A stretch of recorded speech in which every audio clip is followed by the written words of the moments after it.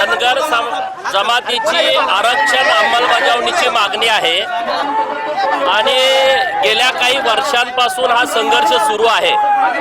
हायकोर्टामध्ये जी धनगर जमातीच्या वतीनं पिटिशन दाखल केली होती त्यामध्ये महाराणी प्रबोधिनी मंचच्या वतीनं राज्य सरकारकडे मागणी केली होती की धनगर राज्यामध्ये अस्तित्वात नाही, त्याची सगळी कागदपत्र तिथं दाखल केली होती आणि त्याच्यावरती राज्य सरकारनं 2019ला एक ॲफिडेव्हिट दिलं की धनगर जमात राज्यामध्ये अस्तित्वात नाही। आमचं हेच म्हणणं होतं।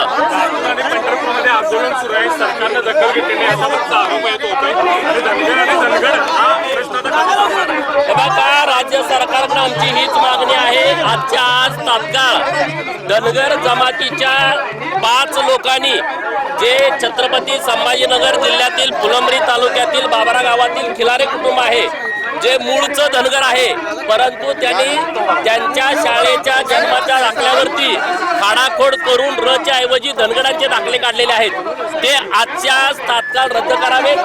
पंढरपूर आणि लातूर मधलं उपोषण तुम्ही जर ते तात्काळ आज रद्द केले तर आम्ही त्यांना विनंती करू, ते मागे घेतील आणि तुम्हाला आज 15 दिवसाचा आम्ही वेळ देऊ।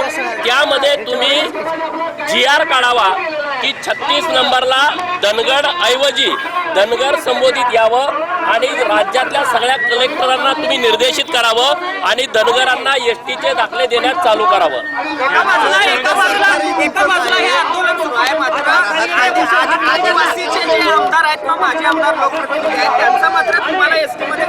हे बघा, हा विषय व्यवस्थितपणे समजून घेतला पाहिजे।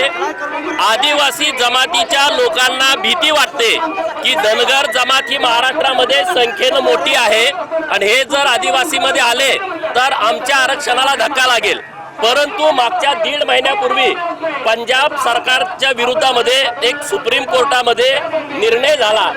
7 बेंच ते पीठ होतं आणि त्यातल्या 6 विरुद्ध 1 ला निर्णय झाला। तो निर्णय असा झालाय की या देशामधल्या SC आणि ST जाती आणि जमातीमध्ये उपवर्गीकरण करण्यास मान्यता सुप्रीम कोर्टाने दिलेली आहे आणि त्याचे सगळे अधिकार हे राज्य सरकारला त्या दिलेले आहेत। आणि म्हणून आदिवासी जमातीला माझी हात जोडून विनंती आहे, आदिवासी जमातीचं जे 7% मूळ आरक्षण आहे त्या आरक्षणाला, ते राजकीय असेल, ते शैक्षणिक असेल, ते नोकरीतलं असेल, केंद्राचं आणि राज्याचं बजेट असेल, त्या 7% आरक्षणाला धक्का लागावा असं महाराष्ट्रातल्या धनगर जमातीचं अजिबात म्हणणं नाही। धनगर जमातीचं अतिक्रमण करणं किंवा घुसखोरी करणं हा स्वभाव नाही आहे। त्यांचं 7% आरक्षण राज्य सरकारनं STA म्हणून त्याला ब्रॅकेट करावं, ते वेगळा प्रवर्ग करावा आणि धनगर जमात ही आता भटक्या विमुक्तामध्ये आहे, NT क म्हणून आहे। आमचं 3.5% आरक्षण वेगळं आहे NT क मध्ये, तर ते 3.5% आरक्षण ST ब म्हणून तुम्ही वेगळं करावं। त्यांचं राजकीय, सामाजिक, शैक्षणिक आरक्षण वेगळं राहील, आमचं वेगळं राहील। त्यामुळे आदिवासी जमातीच्या आरक्षणाला कुठलाही धक्का लागत नाही। तरी सुद्धा आदिवासी जमातीचे आमदार वारंवार सरकारला धमकी देत आहेत की आम्ही मुंबईला जाणारं पाणी बंद करू, आम्ही रेल्वेचे रूळ उकडून टाकू, आम्ही रस्ता रोको करू। आणि म्हणून आज महाराष्ट्रातल्या सगळ्या धनगर जमातीनं रस्त्यावर येण्याचं ठरवलं की आदिवासी जमातीच्या आरक्षणाला धक्का लागत नसताना सुद्धा हे धनगर जमातीच्या आरक्षणाला विरोध करतायत। त्याच्या विरोधामध्ये आज आम्ही सगळे रस्त्यावरती उतरलोय।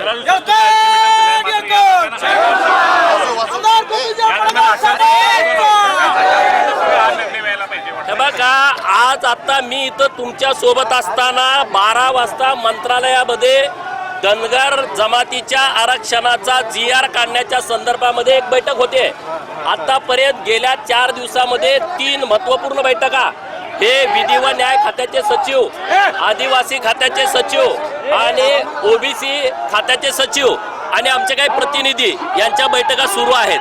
आम्ही प्रयत्न करतोय, सरकारने सकारात्मक भूमिका घेतली आहे, पण सरकारला माझा इशारा आहे की आता तुम्ही तात्काळ या ST आरक्षणाची अंमलबजावणी करा।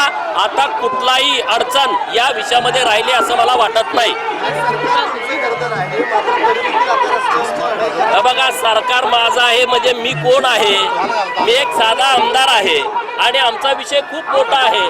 आणि मी जर कुणीतरी मोठा माणूस निर्णय प्रक्रियेतला असतो तर आमच्या लोकांना रस्त्यावरती उतरावं लागलं नसतं. परंतु आता सरकार समोर आदिवासी जमात आणि धनगर जमात असा विषय पुढे आलाय. पण आम्ही जे आरक्षणाची अंमलबजावणी मागतोय हे कायद्याला धरून मागतोय. आम्ही वेडेपणानं काही मागत नाही. आडमुठेपणाची भूमिका धनगर जमातीची नाही आहे. आम्ही आता हे सुप्रीम कोर्टाचा निर्णय आल्यामुळं आमच्या आशा पल्लवित झालेल्या आहेत आणि मुळात हायकोर्टामध्ये राज्य सरकारनं धनगर राज्यामध्ये नाही हे शपथपत्रावरती दिलंय. आणि आता आज तुम्ही 5-6 जे धनगराचे दाखले आहेत धनगर लोकांनी काढलेले ते तुम्ही रद्द केल्यानंतर महाराष्ट्रात धनगरांची संख्या 0 होते. आणि म्हणून कोर्टाचं म्हणणं असं होतं की एखाद्या राज्यामध्ये एखादी जात 0 असेल तर त्या ठिकाणी कोण आहे ते सांगू शकतो आपण. आणि आता तो सगळा अधिकार राज्य सरकारला दिलाय. आणि त्यामुळं या विषयाचं राजकारण न होता आमचा मार्ग मोकळा करावा अशी आम्हाला सरकारकडे विनंती करायची आहे. कार्यक्रमामध्ये गोपीचंद पडळकर म्हणाले होते की पुढच्या 15 दिवसात महिन्याभरात आरक्षण हे मिळालंच. काय झालं पुढे? त्याचं त्याला वर्ष झालं त्या मेळाव्याला. बघा, हे सगळे सातत्यानं आमच्या प्रक्रिया सुरू आहेत. 16 फेब्रुवारीला हायकोर्टामधला आमचा निकाल आला. आम्ही प्रयत्न करत होतो सगळ्या बाजूनं. हायकोर्टामध्ये आमची केस सुरू होती. सरकारनं 3 ॲफिडेव्हिट धनगर जमातीच्या बाजूनं दिले होते. धनगर राज्यामध्ये अस्तित्वात नाहीत हे दिले होते. हायकोर्टाच्या ही सगळी परिस्थिती आम्ही लक्षात आणून दिली. परंतु शेवटच्या 2 तारखांमध्ये जे आमचे धनगर लोक आहेत, खिलारे कुटुंब, त्यांनी धनगराचे दाखले काढलेले आदिवासी जमातीच्या लोकांनी तिथं सादर केले. कोर्टाचं म्हणणं असं आलं की तुमचं म्हणणं आहे की 0 धनगर या राज्यामध्ये आहे. आणि हे आदिवासी जमातीचे 6 दाखले आमच्या समोर आलेत. त्याला जात पडताळणी मिळालेली आहे. आणि जोपर्यंत जात पडताळणी झालेले 6 दाखले रद्द होत नाहीत तोपर्यंत याच्यावरती आम्हाला 0 धनगर राज्यामध्ये आहे हे म्हणता येणार नाही. ते दाखले रद्द करण्यासाठी आम्ही प्रयत्न केला परंतु त्यामध्ये राजकारण झालं. त्या ज्या काही जात पडताळणी समितीच्या प्रमुख होत्या त्या अचानक रजेवरती गेल्या. अशा काही अनेक अडचणी यामध्ये आल्या. आता त्याचा व्हिजिलन्स रिपोर्ट आलाय. त्यांनी मान्य केलं की धनगर लोकांनी रच्या जागी ओव्हर रायटिंग करून ते दाखले काढलेले आहेत. सरकारकडे तो अधिकार नव्हता. जात पडताळणी समितीला एखादा दाखला बोगस दिला तर तो रद्द करण्याचा अधिकार नव्हता. तो हायकोर्टात जावं लागत होता. असे अनेक अडचणी होत्या. आज काल रात्री माननीय देवेंद्र फडणवीस यांच्याकडे ती फाईल होती दाखले रद्द करण्याच्या बाबतीमध्ये. त्यांची सही झालेली आहे. रात्री उशिरा माननीय मुख्यमंत्री महोदय यांच्याकडे ती फाईल गेलेली आहे. मला वाटतंय आज त्यांची सही होऊन संभाजीनगरच्या जात पडताळणी समितीला निर्देशित केलं जाईल की ते बोगस दाखले रद्द करा. अशा अडचणी होत्या. मी पट्टणकोडोलीमध्ये खराय बोललो होतो परंतु आम्हाला एक आशा होती की आता हायकोर्ट तर आमचं ऐकून घेईल. धनगर राज्यामध्ये नाही हे सगळं सिद्ध झालं होतं. परंतु काही अडचणी येत राहत आहेत. पण काहीतरी शेवट चांगला होईल असं आम्हाला वाटतंय.